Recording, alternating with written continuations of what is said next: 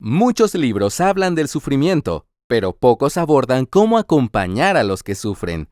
Al hablar de ello, nos centramos en buscar consuelo personal, olvidando que también hemos sido llamados a llorar con los que lloran. El libro Llora con los que lloran, por Karen Garza, te ayudará a caminar juntos con aquellos que sufren. Conoce más en www.lifeway.com.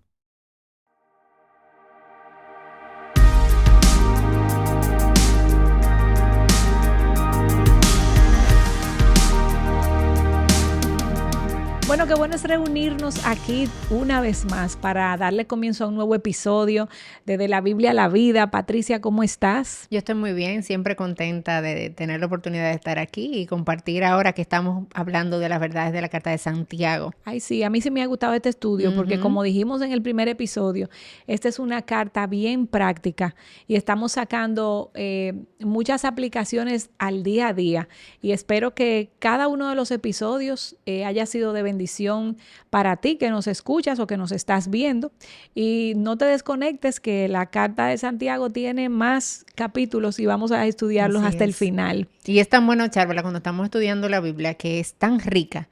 O sea, sacamos los temas de lo que está ahí mismo, ¿verdad? Sí. Y tiene tanto que hablarnos, tanto que enseñarnos. Y bueno, eso no es diferente a lo que vamos a estar hablando en el día de hoy. Y donde nos vamos a enfocar en Santiago capítulo 4, los versos del 6 al 10. Por si tienes tu Biblia, estás siguiendo este estudio con nosotras, pues ahí tienes la oportunidad de abrirlos e ir estudiando este texto, bueno, pues con nosotras aquí, ¿verdad? Que estamos. Así es. Mira, Charla, yo no sé si tú has tenido la oportunidad, me imagino que sí, de estar en un lugar donde haya como una catarata. Yo no sé si tú has estado en las cataratas del Niágara. Sí. ¿Sí fuiste? Sí, fui. Pues yo voy aquí a hablar de algo muy inferior porque yo no he ido. Pero he ido también a la de Jimaní, allí. Ah, claro, sí. Al Salto del Limón. Claro, yo he estado en cataratas de aquí, de nuestro país, que son un poco más pequeñas a esas, las del Niágara. Pero yo creo que todos hemos tenido la oportunidad, aunque sea de en video o película, uno la ve. Sí, pero igual, aunque sea chiquito o grande, en cada catarata tú puedes ver la grandeza de Dios. Claro, y es hermoso, ¿verdad? El sonido que hace la catarata. Y es tan increíble como tú puedes ver el agua que fluye desde lo más alto, bajando a lo más bajo, llenando todo alrededor y regando todo lo que está ahí alrededor. Un agua que fluye desde arriba. Y pensaba en eso de las cataratas y pensaba en un tema que es crucial aquí, el versículo 6 de la Carta de Santiago, capítulo 4, que es la gracia de Dios. Así es. La gracia de Dios podemos verla como esta catarata que fluye desde lo más alto, ¿verdad? Porque Dios es inigualable, Dios está mucho más alto y viene fluyendo hacia lo más bajo, donde estamos nosotras aquí, riega toda nuestra vida y riega todo alrededor, y eso es lo hermoso de la gracia de nuestro Señor.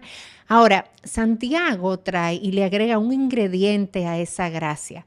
Y dice algo muy particular que yo no voy a seguir hablando, yo mejor lo leo porque la Biblia lo dice mejor que yo.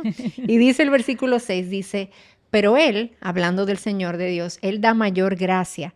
Por eso dice, Dios resiste a los soberbios, pero da gracia a los humildes. Y wow, aquí Santiago está haciendo una cita de Proverbios 3:34 que justamente dice eso. Dios da gracia a los humildes, porque a los soberbios, ¿qué dice que Él hace? Él los resiste. Él resiste al orgulloso. Y es increíble cómo esa gracia es una gracia que fluye en toda circunstancia, en toda condición, en medio de cualquier pecado, en medio de cualquier condición. La gracia de Dios viene desde arriba y fluye alrededor de nuestra vida, pero Él dice que Él da gracia a los humildes. Y es un pasaje, Charvela, que a veces nosotras pasamos por alto y olvidamos cómo la gracia viene al corazón que es humilde.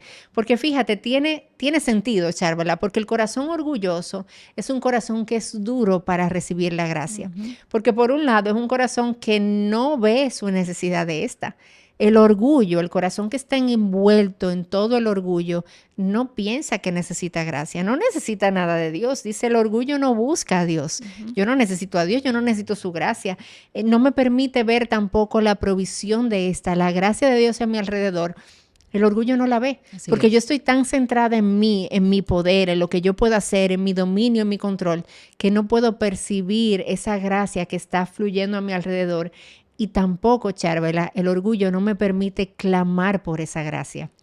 Es el corazón que se da cuenta de su pobreza espiritual, que dice, Señor, yo necesito de ti, yo soy pobre, yo no puedo, yo necesito de tu gracia, yo necesito que tú me proveas de aquello que solamente puede venir de lo alto, que viene de ti, de esa gracia que el Señor otorga al humilde. Entonces, Patricia, vemos el versículo 7 que dice lo siguiente: por tanto, sométanse a Dios, resistan pues al diablo y huirá de ustedes. Y tenemos que tener siempre presente esas palabritas que conectan dos ideas. Y por tanto, aquí no está de casualidad, sino que nos está diciendo algo. Nos está diciendo que habiendo hablado ya de esta gracia que Dios ha derramado sobre nosotros, entonces ahora le voy a dar, es como Santiago diciendo, no, ahora le voy a dar el remedio divino a nuestra naturaleza pecaminosa, y nos cuenta de un par de cosas que nosotros los creyentes debemos de hacer. Y lo primero es someternos a Dios. Y tú hablabas ahorita de la humildad, Patricia, y ese es un componente vital, importante, imprescindible para nosotros poder cumplir con esto, con el someternos a Dios. Nosotros necesitamos humildad en todo tiempo, porque la humildad reconoce que Dios es mayor que nosotros, que Dios es superior, que yo no soy su igual, que yo lo necesito, que yo necesito de su gracia todos los días.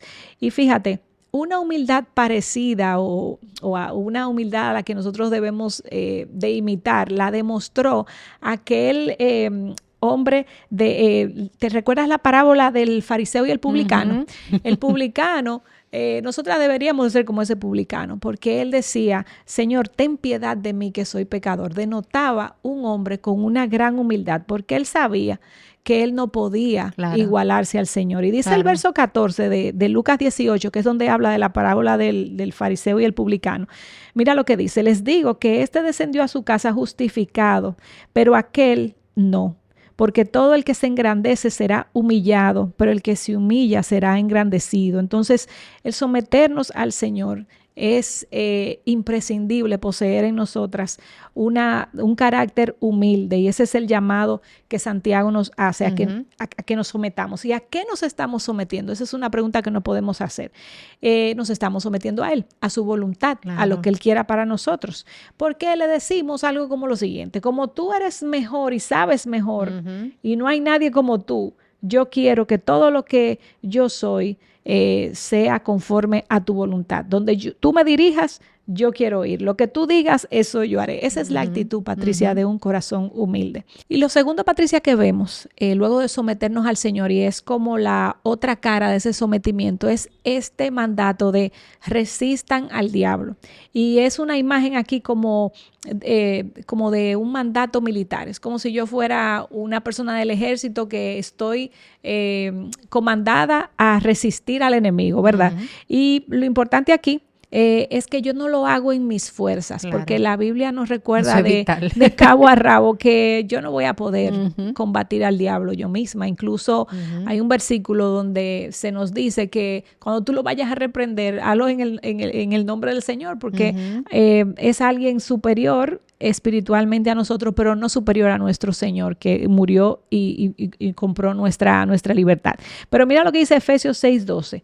Efesios 6:12 nos recuerda, y eso es algo que cada creyente tiene que tener en cuenta, que nuestra lucha no es con carne ni sangre, sino que es contra huestes espirituales, y esta lucha es mayor. Por eso yo necesito la ayuda del Señor para poder resistir al diablo, porque sin Él no lo pudiéramos hacer. Y con esa armadura de la que habla Efesios 6:12, ¿verdad? Esa armadura de Dios, de la verdad, de la justicia, de la paz, del escudo de la salvación. O sea, como que todas esas son las herramientas con las que yo voy a poder resistir. Y a mí me llama la atención, Charvela, que Santiago, antes de decirme que resista al diablo, lo primero que él me dice es que me someta a Dios, porque eso es prioridad. A veces nosotros andamos viendo, ¿verdad? Satanás en todos lados y hay que resistir al enemigo. No, pero espérate, porque lo que Santiago primero habla es que sométete a Dios. Sabe dónde el Señor y sométete. Pero hay otra cara, ¿verdad?, del llamado que Santiago dice, y yo quiero que leamos los versículos del 8 al 10, que dice lo siguiente, dice, acérquense a Dios y Él se acercará a ustedes. Limpien sus manos, pecadores, y ustedes de doble ánimo purifiquen sus corazones. Aflíjanse, lamentense y lloren, que su risa se convierta en lamento y su gozo en tristeza. Humíllense en la presencia del Señor y Él los exaltará. Y a mí me encanta esta primera línea de este verso donde Santiago dice, acérquense a Dios y Él se acercará a ustedes.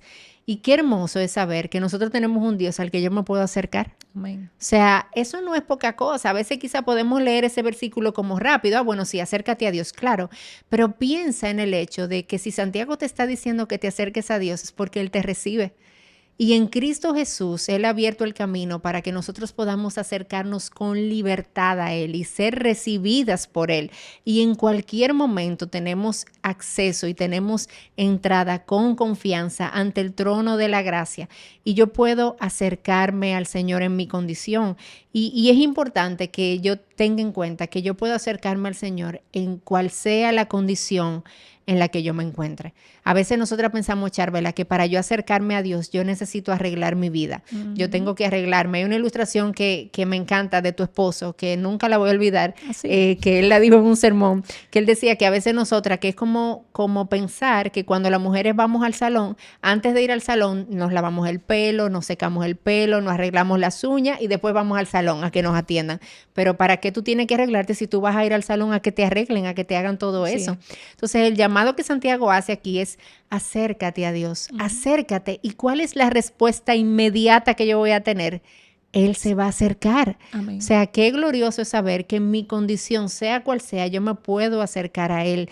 Y me recuerda mucho también la historia de este hijo pródigo. El hijo pródigo que se va de la casa, el padre lo espera, no lo sale a buscar el padre, pero el padre lo está esperando. ¿Y qué hace el padre inmediatamente desde que ve que su hijo no ha llegado a la casa, está acercándose? ¿Qué hace el padre? Él sale corriendo y le sale al encuentro.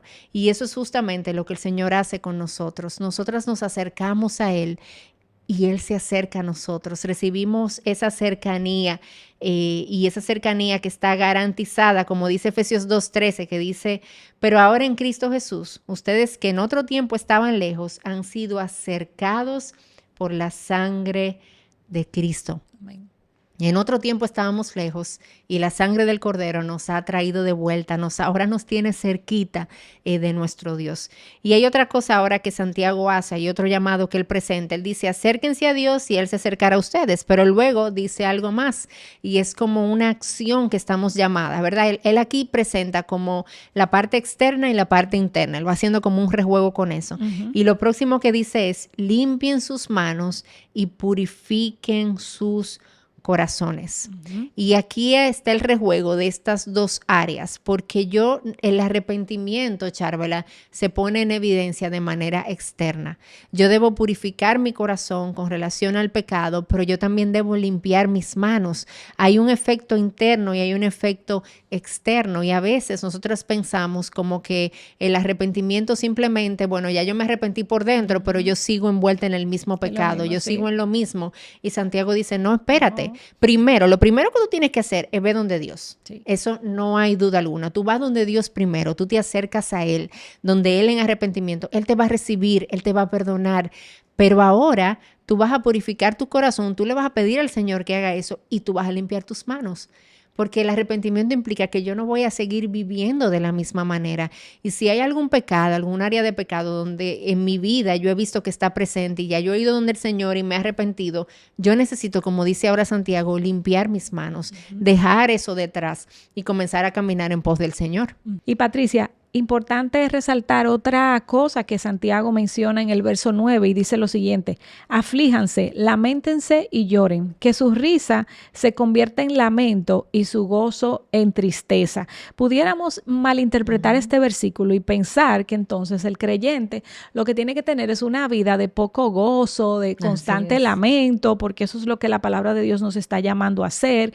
Y ese no es la esencia, ese no es el espíritu de lo que Santiago está queriendo comunicar. Es lo que está queriendo queriendo decir es, lloren el pecado, porque es importante yo lamentarme por lo mal hecho, llorar por las cosas que Dios llora, saber que, a sentirme mal incluso por lo que yo le hice al otro. Si un hijo mío hace algo, vamos a ponerlo así en términos prácticos, si un hijo mío comete una falta contra el otro y dice, bueno, eso no es nada, o no se siente mal por lo que él hizo, dijo, eso es mi naturaleza pecaminosa, que eso es normal en mí.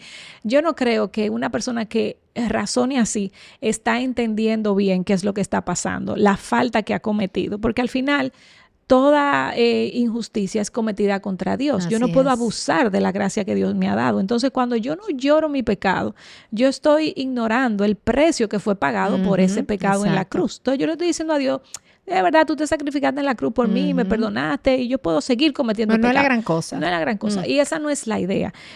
Nosotras tenemos que dolernos con el pecado y dolernos con las cosas que Dios se duele. Pero el cristiano, hasta un punto. Claro. O sea, él confiesa, pide perdón y el evangelio lo que dice es que una vez tú confieses, Dios te perdona. Eso es lo que dice primera de Juan 1:9. Esa gracia. Confiesa tus pecados y Él te restaura.